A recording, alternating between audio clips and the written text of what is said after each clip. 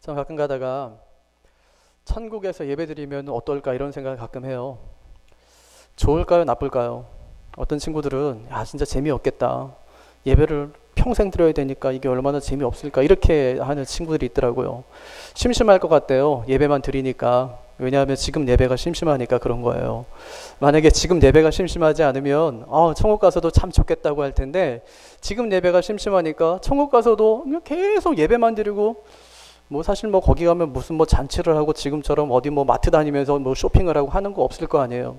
그러니까 예배하면서 하나님께 경배하고 하는 걸로 이제 일생도 아니고 평생을 그냥 계속 영원을 살아가야 되는데, 그건 진짜 재미없겠다 이런 생각이 든다는 거예요. 근데 저도 처음에는 진짜 맨날 거룩하다 만군의 여호와여, 영광과 존귀와 찬송이 세세 무궁토록 하나님께만 있습니다 이러면서 하면 이거 참 재미는 없겠다 이런 생각이 들었었는데, 저의 이런 생각이 완전히 깨진 적이 한 번 있어요. 그게 언제냐면 월드컵 할 때요. 2002년도에. 와, 진짜 미치겠더라고요. 그냥 아무것도 안 했어요. 저는 그냥 대한민국 하고 이거 2시간 했는데 가슴이 터져 나갈 것 같아요. 미치겠더라고요. 여러분, 예배도요, 참 우리가 지금은 이 빈자리가 많아서 그런데 만약에 빈자리가 없이 가득 차잖아요. 저희 교회가 송구영신 예배 드리고 성탄 예배 드릴 때 그때 찬송이 다르죠, 그죠? 같이 붙어 있으니까 옆에 사람 찬송 열심히 하니까 나도 열심히 하게 되고, 같이 하나님께 올려드리니까 이렇게 가슴이 터질 것 같은 그런 감동이 밀려오잖아요. 나중에 천국 가면 하나님께 예배할 때 그런 마음이 우리 마음을 가득 채울 것입니다. 심심할 새가 없어요. 천국 가는데 어떻게 심심합니까? 그래서 제가 그 자매한테 그렇게 얘기했어요. 자매는 아무리 제가 생각해봐도 지옥 체질인 것 같다고. 여러분, 지옥은요 바빠요. 그렇죠? 지옥은 바빠요. 심심할 겨를이 없어요. 지옥이. 성경에도 보면 거기는 큰 불이 있는데 거기는 화상은 입어요. 그런데 사람이 죽진 않아요. 거긴 펄펄 끓는 기름가마도 있다고 하는데 아무리 수영 잘해도 거기서 잘할 사람은 없잖아요. 굉장히 힘들고 바쁘고 그래요. 지옥 갔다 왔다는 그런 사람들 이야기 들어보면 거기는 벌레가 굉장히 많아가지고 그게 우리 구멍이랑 구멍으로 다 들어가기 시작하는데 뜯으면 다시 붙고 한다니까 바빠요. 천국에 만약에 굉장히 심심하겠다고 생각되면 나는 좀 지옥 체질인가? 여러분, 근데 천국이 심심할 새가 없어요. 가슴이 터져나갈 것처럼 하나님 앞에 기쁨과 경배와 찬송에 있는 곳이 하나님 나라, 그 천국이라는 것입니다. 나중에 만나야죠, 그죠? 이왕이면 같은 동네에서 만나는 게 좋아요. 천국도 넓으니까 같은 동네 살아야 좋은 거 아니겠습니까? 그렇죠? 같은 동네 살고 진짜 지금 우리가 얼굴 봤는데 나중에도 얼굴 찾기 어려우면 안 되고 그냥 딱 보면 이제 알아볼 수 있게 이제 그때 가까운데 이제 사는 게 좋죠. 이어령 선생님이 쓴 글에 보니까요, 나라마다 음식을 먹는 문화가 전부 다르대요. 프랑스는 미각으로 먹는데요.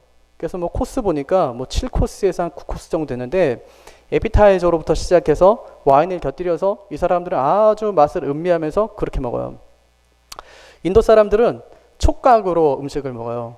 그러니까 뭐든지 손으로 먹어요. 손으로 밥을 갖다가 이게 계속 뭉갭니다. 우리가 볼 땐 더러워요. 그죠? 더러워 죽겠어요. 그래서 우리 시어머니들이 우리 자주 하는 거잖아요. 그 며느리들 앞에 있을 때 계속 더럽게 손으로 계속 주물럭 하면서 손도 안 닦고 계속 그러면서 애 입에다 계속 넣어주는 거. 다시는 안 들어오죠. 촉각으로 먹는데 기가 막혀요. 먹는 거 보니까 진짜 기가 막히게 그렇게 맛있게 그렇게 잘 먹어요. 일본 사람들은 시각으로 먹는데요. 그래서 일본 사람들은 일본 가보시면은 별거 없습니다. 여러분 저도 맥도날드 같은 데 이제 가보니까 우리보다 굉장히 작아요. 콜라도 작게 줘, 이상하게. 햄버거 좀 작은 것 같아요. 그리고 식당에 가도 그렇게 많이 주질 않아요. 그냥 작게 줘요. 생선 한 토막 그냥 올려놓고 이 사람들은 그냥 눈으로 보고 즐기면서 먹는 거예요. 우리나라는 온몸으로 먹습니다. 온몸으로. 여러분, 우리가 상추 싸잖아요. 밥을 갖다 이만큼 올려놓고 거기다가 고기 한 점 넣으면 안 되고 한 2점, 3점 올려놓고 마늘로 이제 쌈장을 딱 깊이 찍어가지고 쌈을 쌌는데 얼마네요? 쌈도 한 장만 싸는 게 아니고 이것저것 넣어가지고 싸가지고 입보다 더 커요. 근데 이게 또 어떻게 들어가요? 이게 또 안에 들어가서 씻기 시작하는데 온 얼굴에 있는 모든 근육을 전부 동원해서 씹는 거예요. 손은 가만히 놔둡니까? 아니요. 그때부터 손은 뭐 하기 시작하냐면 물써 갖고 왜 이렇게 손을 닦아요? 계속 손을 닦는 거예요. 땀도 닦고 막 목도 닦고 이러면서 나중에는 입도 막 닦는 거예요. 온 몸으로 먹습니다. 온 몸으로 먹어요. 제가 그거 보면서 야, 우리가 만약에 먹는 것을 그렇게 온몸으로 먹는다면 우리 예배도 하나님 앞에 그렇게 온몸으로 드려야 되지 않을까 이런 생각이 들더라고요. 근데 오늘 본문에 보니까 뭐라고 말씀하냐면 너희 몸을 하나님이 기뻐하시는 거룩한 산 제사로 드려라. 이제 그렇게 말씀하세요. 무슨 얘기냐면 너희의 온 몸을 다해서 하나님께 예배해라. 그렇게 말씀하시는 거예요. 여러분 몸을 드린다고 하니까 참 이게 참 부담스럽잖아요. 그죠? 우리 찬송에 보면 몸밖에 드릴 것 없어 이 몸 바칩니다. 그런 찬송이 있어요.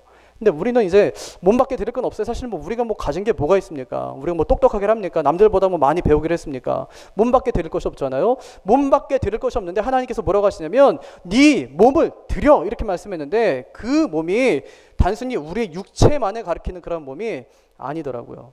그 뭐냐? 우리의 전 존재를 가리켜요.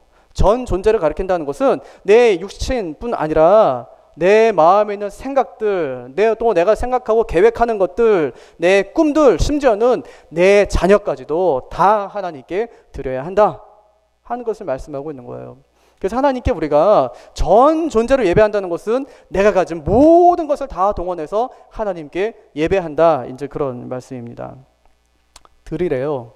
그것을 드려라. 그렇게 말씀했어요. 근데 어떻게 드리면 될까요? 오늘 본문에 보니까 세 가지로 말씀하는데 첫째는 우리의 몸을 하나님이 기뻐하시는 제물로 드려라. 그렇게 말씀했어요. 우리의 몸을 제물에 비유하는 거예요. 여러분 제물 뭔지 아시죠? 제물은요. 죽여서 바치는 거예요. 그렇죠? 죽여서 바치는 건데 너희 몸이 제물이다. 이제 그렇게 말씀했어요. 근데 보통 제물이 아니라 하나님이 기뻐하시는 제물로 바쳐라. 이제 그렇게 말씀했어요. 그러니까 이 말을 다시 한번 설명하면 하나님이 기뻐하시는 제물이라고 했으니까 하나님이 기뻐하지 않는 제물도 있다는 것을 우리에게 말씀해줘요. 그래서 성경을 찾아보니까 진짜 있더라고요.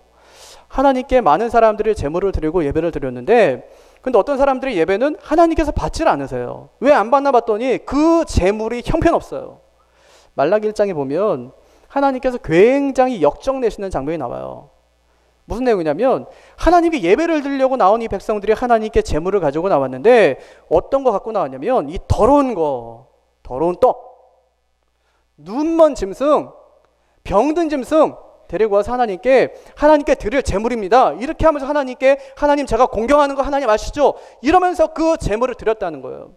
그러니까 하나님의 그 반응이 뭐냐면 나는 그런 제물을 원하지 않는다. 너 그 제물을 가지고 총독에 가서 한번 드려봐라. 너 진짜 네 마음으로 네가 정말 총독을 존경하고 총독을 두려워하지 않는다면 네가 만약에 그렇게 하면 넌 바치지 못할 것이다. 근데 총독에게도 바치지 못하는 그 제물을 나에게 갖고 와서 내가 하나님을 공경합니다. 이렇게 이야기한다는 너의 제사는 내가 받지 않겠다. 누가 가서 저 성전의 문을 좀 닫았으면 좋겠다. 그들이 제발 들어오지 못하도록, 그들이 들어와서 예배하지 못하도록 누가 가서 저 성전의 성막의 문을 좀 닫아줘라. 그렇게 말씀하는 장면이 나타나는 것을 볼 수 있어요. 무슨 얘기냐면 하나님은 우리가 드리는 제사, 우리가 드리는 예배를 굉장히 기뻐하시지만 그렇다고 해서 우리가 아무렇게나 하나님 앞에 예배해서는 안 된다는 것을 우리에게 말씀해 주고 계신 것입니다.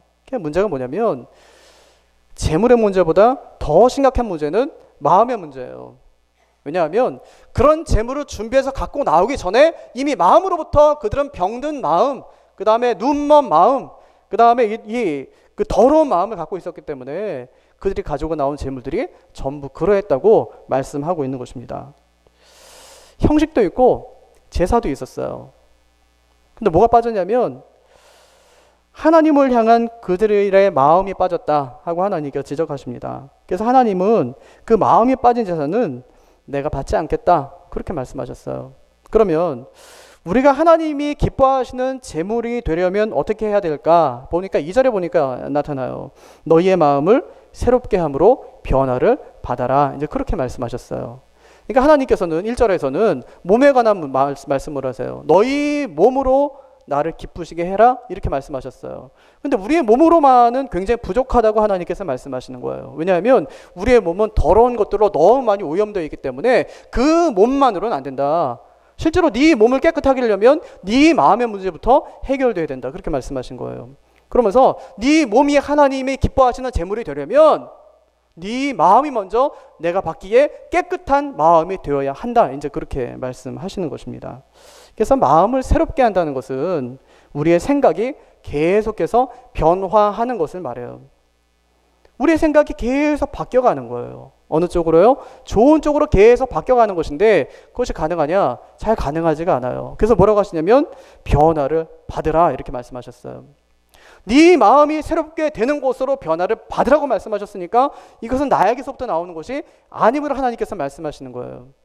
어떻게 내가 내 스스로 마음의 변화를 받을 수 있겠습니까? 없어요. 누군가가 내 마음을 변화시켜줘야 내가 변화받을 수 있는 거예요. 근데 그 변화의 주체가 누구냐면 성령께서 우리의 마음을 변화시켜 주겠다고 말씀하시는 것입니다.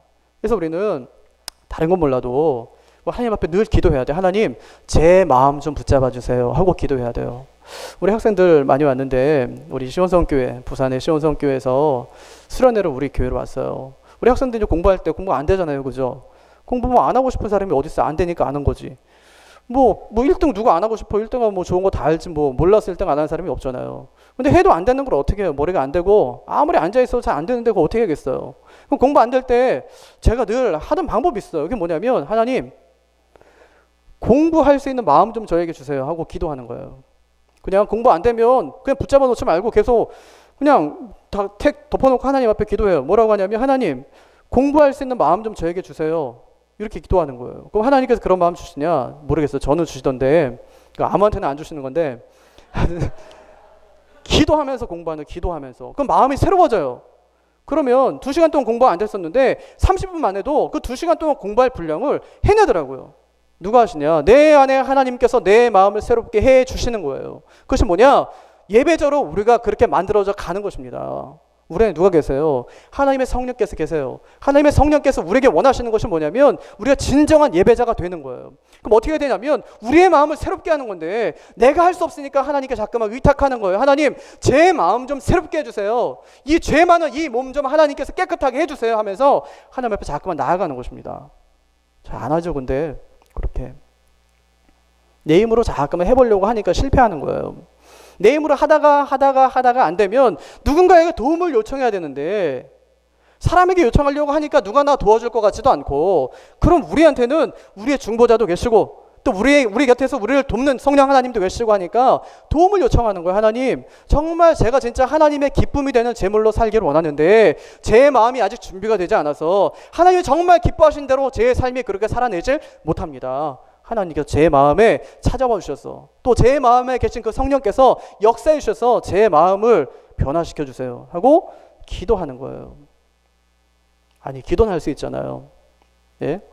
기도할 수 있잖아요. 제가 우리 친구들한테 늘 하는 얘기가 있어요. 기도 잘하는 법 제가 가르쳐 드릴게요. 수련회 왔으니까 이제 기도해야 될 거 아니에요. 저녁에 가면 기도 잘하는 법 하나 있어요. 그게 뭐냐면 입을 벌리는 거예요. 별거 아니죠, 그죠? 에이, 뭐 그런 게 다 있어. 그게 다예요. 근데 기도 잘하는 법, 입을 벌리는 거예요. 어떤 사람도 입을 벌리지 않고 기도하는 사람은 한 사람도 없어요. 기도 잘하는 그분도 어떻게 잘하나 봤더니 입을 벌리더라고요. 입을 벌려서 얘기하면 기도 잘할 수 있게 되는 거예요. 내 문제가 있으면 하나님 앞에 이 얘기를 해야 될 거 아니에요. 그러니까 다른 거 없습니다. 우리가 진정한 예배자, 하나님께서 정말 기뻐하는 사람이 되었으면 좋겠다고 그렇게 마음의 생각이 들면 내 마음을 변화시켜 달라고 하나님 앞에 요청하는 거예요. 그것만큼 정확한 게 없어요. 그것만큼 분명한 게 없어요. 그렇게 하면 하나님께서 내 마음을 변화시켜 주실 거예요. 성령의 사역이 그것이기 때문에 그렇습니다. 그거 하려고 우리 안에 오신 거예요. 우리의 마음을 변화시키기 위해서. 그래서 하나님께 정말 기쁨이 되는 그런 제물로 우리를 삼기 위해서 하나님께서 성령 우리에게 보내주신 거예요. 꼭 그렇게 하나님 앞에 간구하고 기도하는 주의 백성들 되시기를 바랍니다. 예, 그 다음에 두 번째가 있어요. 두 번째는 우리의 몸을 거룩한 제물로 드려라. 이제 그렇게 말씀했어요. 우리의 몸을 거룩한 제물로 드려라. 그렇게 말씀했어요. 제가 지난 4개월 동안 분리개척 한다고 땅 많이 보고 다녔잖아요. 구리는 작아서 저 한 60군데 본 것 같아요. 그 땅도 많이 보고 건물도 많이 봤어요. 건물도 많이 보고 땅도 많이 보면서 제 관심이 어디만 계속 가 있냐면 이게 뭐 참 여태까지 한 번도 그런 적이 없는데 여러분 땅 보는 재미도 이게 수월찮아요. 예, 건물 보러 다닙니다. 뭐 땅도 보고요, 건물도 보고요. 제 마음이 계속 땅에 있는 거예요. 건물에 있는 거예요. 하나님께 기도하고 하나님 여기가 하나님께서 원하시는 그 자리입니까?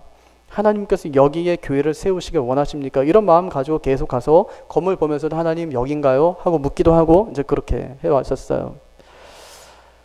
그런데 어느 날 며칠 전에 그때도 이제 그 어디 뭐가 나왔다고 그래서 이제 가려고 하는 중에 제가 말씀을 묵상하고 있는데 하나님께서 제 마음에 뭐라고 말씀하시냐면 야, 너 땅에 있는 예배당만 쳐다보지 말고 네 마음의 예배당부터 지어라 그렇게 말씀하시더라고요. 예. 땅에 있는 예배당보다 진짜 더 중요한 것이 있는데 네 마음의 예배당이 나에겐 더 중요하다 이렇게 말씀하세요. 그때부터 좀 자유로워졌어요. 자유로워지더라고요 마음에. 그렇지. 뭐 건물이 뭐가 그렇게 중요하고 땅이 뭐가 그렇게 중요해? 내 마음이 하나님의 예배당이 되면 되는 건데 그걸 내가 놓치고 내가 지난 4개월 동안 내가 살았구나 하는 생각이 먼저 들더라고요. 여러분도 여러분의 마음의 예배당을 먼저 잘 지으시기를 바랍니다. 진짜 그거 잘 하셔야 돼요. 교회 나서 함께 예배하는 것도 굉장히 중요하지만 내 마음의 예배당을 하나님께 먼저 지어서 올려드리는 것이 얼마나 중요한지 몰라요. 너희가 하나님의 성전인 것과 하나님의 성령이 너희 안에 거하시는 것을 알지 못하느냐 그렇게 말씀하셨어요. 우리가 하나님의 성전이래요. 성전은 하나님께 예배하는 곳이에요. 예배하는 그곳이 무너져버리면 하나님께서 그 예배당 문 좀 닫았으면 좋겠다. 제발 그들이 와서 내 예배당에 와서 예배 좀 안 드렸으면 좋겠다. 그렇게 말씀하세요. 책망 듣지 않으려면 우리가 먼저 하나님 앞에 거룩한 제물로 하나님 앞에 드려져야 된다는 것입니다. 여러분 거룩은요 구별된다는 뜻이에요. 구별된다 이런 뜻이고요. 또 다르다 이런 뜻이고요. 또 제자리에 있다 뭐 이런 그런 뜻이에요. 여러분 거룩은 다른 것이 아닙니다. 그럼 제가 예수님의 사역을 가만히 살펴보니까 예수님이 거룩하신 분이잖아요. 왜 거룩하신가 봤더니 사람들하고 달라요. 그리고 예수님은 항상 하나님 말씀 앞에 서 계시더라고요. 예수님은 사실은 예수님께서 이 땅에서 보여주신 그 기적과 능력보다 훨씬 더한 것들을 하실 수 있는 하나님이세요. 얼마든지 하실 수 있어요. 예수님이 정말 원하시기만 하면 예수님이 하신 것보다 훨씬 더 한 것도 하실 수 있는데 예수님은 자기의 사역을 항상 하나님 말씀 안에 가두어 두셨어요. 구약에 말씀하고 예언한 것만 예수님께서 행하신 것을 알 수가 있어요. 예수님의 거룩은 말씀 안에 자기의 자리를 두고 그 밖을 벗어나지 않는 거룩이었어요. 그러니까 우리의 거룩은 무엇이냐면 하나님 말씀 밖을 벗어나지 않는 그러한 거룩이에요. 다른 사람과 구별된 그러한 거룩이에요. 하나님께서 우리에게 그런 거룩을 원하시고 우리가 그렇게 살아가야 된다는 것을 말씀하십니다. 이스라엘 백성들은 하나님 앞에 제사를 드릴 때 제물을 가지고 나가잖아요. 근데 하나님께서 반드시 하나님께 바칠 때는 항상 구별된 것을 바치게 그렇게 하셨어요. 그래서 이스라엘 백성들은 제사에 쓰이는 그 제물을 항상 따로 키웠어요. 따로 키웠어요. 그리고 추수 때가 되면 하나님 앞에 먼저 드릴 그 곡식을 따로 먼저 하나님 앞에 떼어서 하나님 앞에 먼저 구별되이 드렸어요. 결함이 없고 깨끗한 짐승만 하나님께 드렸습니다. 근데 그 하나님께서 우리에게 뭐라고 하시냐면 너희의 몸을 거룩한 제물로 드려라 그렇게 말씀하셨어요.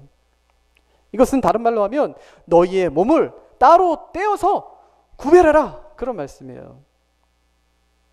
그럼 우리의 이런 몸을 세상과 구별하는 방법이 무엇이겠습니까? 또 2절에 보니까 이 세대의 생활 방식을 따르지 않냐는 것이다 이렇게 말씀했어요.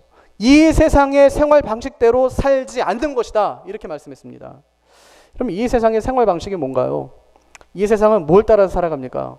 이 세상의 공중권세를 잡은 자가 누굽니까? 마귀입니다. 사탄이에요. 그래서 에베소서 2장에 보면 마귀가 역사하는 힘을 따라 죄 가운데 거하면서 육신의 정욕대로 육신과 마음이 바라는 대로 사는 것, 이것이 이 세상의 영성이라고 그렇게 말씀하고 있어요. 이 세상은 마귀한테 완전히 사로잡혀 있는 거예요. 예수 믿는 사람들이 이 세상 그래서 따라 살지 말라는 것입니다. 왜냐하면 마귀가 잡고 있기 때문에 마귀가 잡고 있는 그것을 함께 가지 말라는 거예요. 어떻게 살라고 하시냐면 너희는 따로 구별해서 살라 이제 그렇게 말씀했어요. 구별되어 살라는 것입니다. 하나님 말씀 밖에 넘어가지 말고 제 자리를 지켜가면서 살라고 그렇게 말씀하셨습니다. 참 이렇게 살아가는 것이 쉽지 않잖아요. 쉽지가 않잖아요. 세상에 살아가면서 남자는 남자의 가치관이 있어요. 여러분 나중에 돈 많이 벌면 뭐 할 거예요? 남자들 나중에 돈 많이 줬어. 하나님께서 막 벌게 하셨어요. 제일 처음에 뭐 살 거야? 차 사겠죠, 그죠? 무슨 차 사겠어요? 외제차, 그지? 좋은 거, 진짜 타고 싶은 거 그거 막 뚜껑 열리고 막 이런 거 막 사고 싶잖아요, 그죠? 왜 사고 싶어요? 쟤도 타는데 좋아 보이는 거예요. 자매들은 이 구두에 관심이 많아요, 그죠? 구두에 관심이 많아요. 또 가방에 관심이 좀 많아요. 옷도 많아요, 옷도 많고. 옷이 없어서 사는데 맨날 옷은 사는데 옷은 없어, 그죠? 그게 참 기적이에요. 옷은 많이 사는데 옷이 없어. 집에 가면 입을 게 없대. 맨날 저희 어머니가 늘 하시던 말씀이에요. 입을 게 없대 나는. 근데 입을 게 없는 게 아니고 장롱에 보면 사실은 저희 아버지 옷보다 어머니 옷이 훨씬 더 많아요. 옆방에다가 그냥 옆에다 걸어놓은 게 다 엄마 옷인데 입을 게 없대. 왜 그런가? 왜 여자는 입을 게 없을까? 가방도 늘 없어. 근데 신방 다니는데 가방이 늘 있거든요. 근데 가방이 늘 어디 가면 가방 봐. 막 가방. 왜 이렇게 가방을 사요? 그것도 이제 미안하니까 또 누구한테 줘요. 또 사면. 옛날 건 또 줘. 이러면서 계속 돌려 쓰죠. 그러면서. 그럼 주니까 없죠. 주니까 없고 또 사고 욕심내는 거죠. 엄마들은 우리 아들들이 좀 잘 됐으면 좋겠어요. 그래서 좀 똑똑하게 좀 유능하게 잘 컸으면 좋겠어요. 그래서 엄마 아빠가 이루지 못한 거 우리 자식들은 이루어줬으면 좋겠어요. 그래서 세상이 원하는 방식대로 그냥 옆에 있는 사람들이 사는 그 방식대로 우리 자녀들을 키우기 시작하는 거예요. 학원에 보냅니다. 과외도 시킵니다. 참고서도 많이 사줍니다. 학원 가서 여러분 공부하는 친구 별로 없죠? 제가 알기로는 10명 중에 2명밖에 없어요. 나머지는 왜 다니냐? 엄마 안심시키려고. 엄마가 학원 가면 안심하니까 그냥 다니는 건데 이 세상에 사는 방식대로 그냥 살아가는 거예요. 거기에 너무 익숙해져 있어요. TV야 또 라디오와 인터넷과 모든 매체가 너네 그렇게 살지 않으면 뒤쳐져 이렇게 얘기해요. 근데 우리는 그것을 갖다가 한 번에 딱 끊을 수 있는 믿음과 용기와 결단이 없습니다. 맞아, 그렇게 살지 않으면 나도 인생 끝장날 거야. 그렇게 살아가는 거예요. 왜 학교 다닙니까? 좋아서 다녀요? 학교 막 다니고 싶어요? 아침 막 눈이 번쩍 떠져요? 학교 가야지 막 이러면서 지각도 안 하고? 끔찍하게 가기 싫은데 왜 다닙니까? 바보 될까 봐, 낙오 될까 봐 학교 다니는 거예요. 그러니까 우리는 사실 어떻게 보면 하나님을 믿기보다는 세상의 가치와 세상이 추구하는 바를 우리는 따라 살아갈 때가 훨씬 더 많다는 것을 기억해야 돼요. 내가 왜 그것을 해야 되는지 물으면 알아야 되는데 잘 묻지 않고 살아간다는 것입니다. 남들이 하니까 그냥 나도 하는 거예요. 남들이 하니까 뒤처지지 않기 위해서 나도 그냥 하고 나도 그냥 시키는 때가 얼마나 많이 있는지 모른다는 것입니다. 근데 하나님께서는 너희는 용도가 달라 그렇게 말씀하세요. 너희는 처음부터 내가 창조할 때 너희를 창조한 용도가 달라, 목적이 달라, 계획이 달라 그렇게 말씀하세요. 용도가 뭡니까? 하나님께서 우리를 창조하실 때 그 용도가 뭡니까? 용도에 맞게 하나님께서 우리를 창조하셨다면 용도에 맞게 쓰임 받아야 되는데 그 용도가 무엇입니까? 하나님께 예배하도록 하나님께서 우리를 창조하셨다는 거예요. 왜 하나님께 우리가 거룩한 제물이어서 하나님께 드려야 합니까? 그래야 하나님께서 그 제물을 받으시기 때문에 하나님 앞에 우리가 거룩하게 우리의 삶을 드려야 된다는 것입니다. 그래서 하나님께서는 우리에게 너희는 이 세대를 본받지 말라 그렇게 말씀하셨어요. 본받지 말고 살아가라고 말씀하신 것입니다. 특별하게 살아가는 거예요.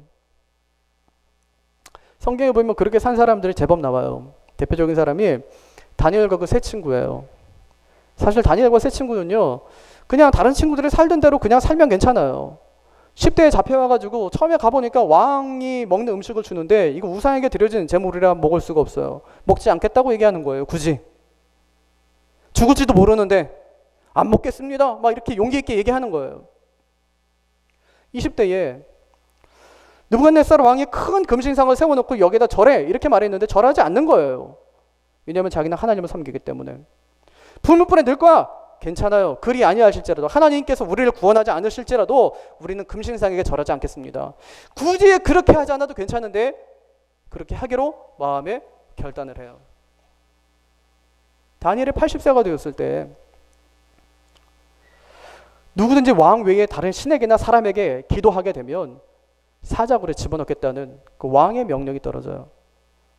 우리 같으면 기도해도 그냥 문 닫고 기도하면 되는데 굳이 또 문을 열고 또 기도해, 창문을 열고. 그렇게 하지 않아도 괜찮은데 다니엘과 그의 세 친구는 거룩하게 구별되게 자신의 삶을 하나님께 올려드리고 있는 것을 볼 수 있어요. 그 결과가 무엇입니까? 자신의 산 몸을 풀무불에, 자신의 산 몸을 사자굴에 던지는 제물이 되는 거예요. 그런데 하나님께서는 그들이 드린 그 산 제물을 받으시고 하나님께서는 그들의 죽음을 생명으로 옮겨 주세요. 여러분, 그것이 예배하는 것입니다.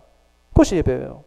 우리 생각엔 죽어야 마땅해요. 그런데 하나님께서는 그것을 받으셔서 오히려 역전시키시고 반대로 하나님께서 돌려주시고 바꿔주시고 하나님께서 그들을 사용하셔서 하나님의 이름이 높아지도록 하나님께서 영광을 받으시는 것을 볼 수가 있습니다.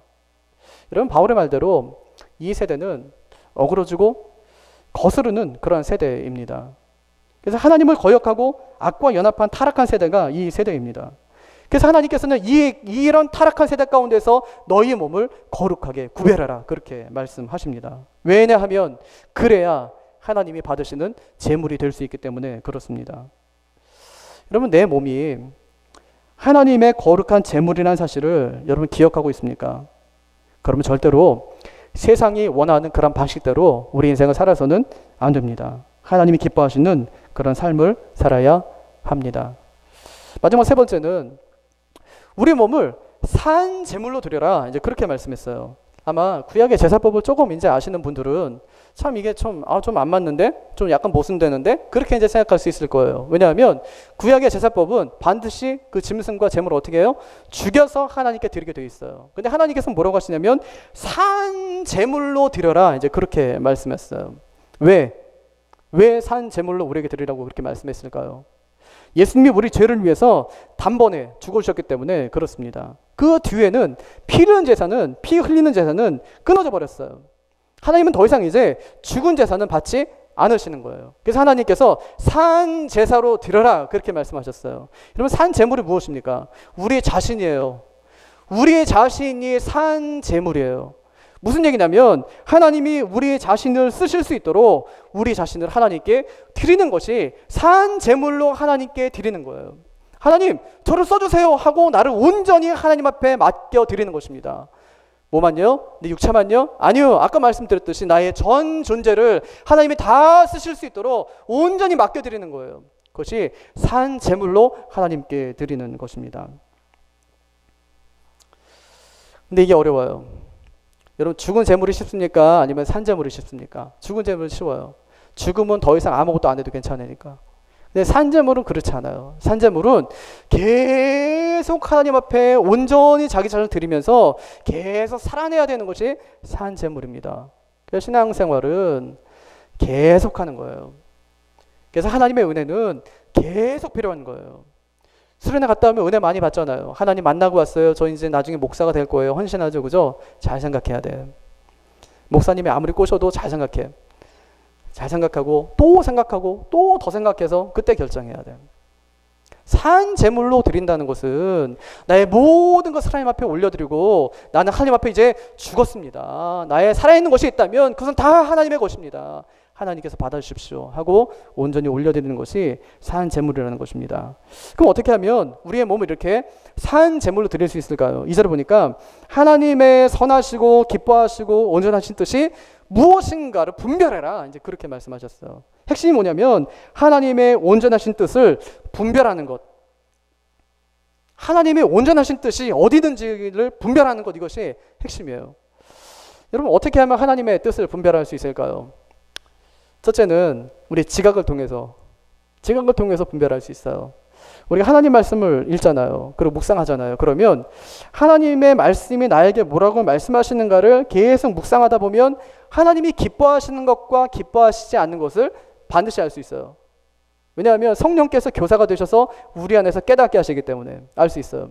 근데 우리가 하나님께서 깨닫게 하시면 그것을 실천합니까, 안 합니까? 안 해서 문제지 몰라서 안 하는 건 아니에요. 누구나 알 수 있다는 거예요. 두 번째는 연단을 통해서 알 수 있어요. 연단은 일종의 경험이에요. 우리 살다 보면 굉장히 어려운 일들이 많이 생기죠. 어려운 일이 생기고 위기가 생기고 또 고난이 닥치고 이러면서 우리에게 하나님께서 많은 것들을 경험하게 하시는 거예요. 경험을 통해서 하나님께서 이것은 내가 이때 실수했구나.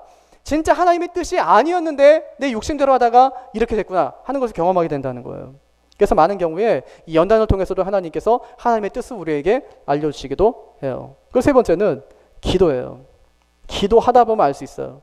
기도를 깊게 하고 기도를 오래 하다 보면 하나님의 뜻이 어디 있는지 알 수 있게 된다는 것입니다. 근데 문제는 뭐냐면 하나님의 뜻을 분별하는 것보다 더 중요한 것은 뭐냐면 하나님의 뜻에 순종하는 거예요. 순종하는 것이 더 중요해요. 하나님의 뜻을 아는 게 중요한 것이 아니라 순종하는 것이 더 중요하다는 것입니다. 근데 우리는 하나님의 뜻을 분별을 하라고 했더니 자기 마음대로 해석해요. 해석. 하나님의 뜻을 막 해석하는 거예요. 개꿈도 막 해석해, 막 개꿈. 개꿈 해석할 필요 없잖아요, 그죠? 뭐 꿈 뭐 매일 꾸는데 뭐 개꿈 뭘 해석합니까, 그거를? 뭐 꿈에 뭐 오늘 뭐 일진이 안 좋구나 이러면서 페이스북에 가끔 가다가 어떤 친구들은 그거 올려요. 막 점 보는 거 막 재미로 자기 뭐 점 본다고 막 우리 대학생인데 큰일 났어요 지금. 하나님의 뜻을 분별하는 것은 우리가 하나님의 뜻이 어떤가를 우리 마음으로 생각하거나 우리가 우리의 멋대로 해석하는 것이 아니에요. 그건 뭐냐? 순종하라는 말입니다. 순종. 그러니까 복잡할 게 없어요. 이 분별해서 하나님의 뜻이 하나님이 기뻐하시는 일이면 더 많이 하고 또 하나님이 기뻐하지 않는 일이면 다시 반복하지 말라는 거예요. 아니 하나님께서 이런 상황들을 우리에게 이제 허락하셨는데 가만히 생각해보고 기도하고 또 말씀도 묵상하고 보니까 이게 진짜 하나님의 뜻인 것 같은데 만약에 하나님의 뜻이 맞으면 더 많이 순종하고 만약에 그것이 하나님의 뜻이 아니었으면 다시는 반복하지 않기 위해서 더 노력하고 하는 삶을 살아야 된다는 것입니다. 여러분 왜 우리가 이렇게 하나님의 뜻을 분별해야 됩니까? 그래야 우리의 몸을 하나님의 거룩한 제물로 드릴 수 있기 때문에 그렇습니다. 여러분 아브라함이 그렇게 살았잖아요. 아브라함이 자기 아들을 하나님께서 드리래요. 근데 아브라함이 묻지를 않아요. 하나님 말씀을 의심하거나 또 판단하거나 시험하지 않습니다. 그는 하나님의 뜻에 순종합니다. 하나님께서 이런 아브라함의 그 믿음을 아주 귀하게 보셨어요. 그리고 그가 드린 그 아들을 이 아들의 산 제물을 하나님께서 받으시고 그를 열국의 아버지로 하나님께서 삼아 주셨습니다. 여러분 산제물은요 하나님이 쓰실 수 있도록 내어드리는 거예요. 이것이 예배입니다. 그래서 오늘부터 한번 내 자신을 내어드려 보세요. 하나님께 예배하는 장소는 다른 곳이 아니라 하나님께서 우리에게 주신 현장이에요. 학교에 내어드리고 또 교회에 내어드리고 우리 가정에 내어드리고 직장에 내어드리고 또 사람에게도 우리가 이렇게 산 제물로 살아가는 거예요. 나는 하나님의 기뻐하시는 거룩한 산 제물이야 이렇게 생각하고 하나님께 난 다 드렸지 하나님을 위해서라면 못할 것도 없지 하면서 그렇게 살아내는 것입니다. 그래서 하나님께서 우리를 마음껏 쓰실 수 있도록 하나님께 여러분 자신을 다 내어드리도록 하는 그런 예배자들이 다 되시기를 바랍니다. 말씀 맺겠습니다. 에덴 동산에 선악을 알게 하는 나무가 있었습니다. 하나님의 말씀대로 행하면 선이고 하나님의 말씀을 거역하면 악입니다. 아담은 이 선악을 분별하는 일에 실패했다고 그렇게 말씀했어요.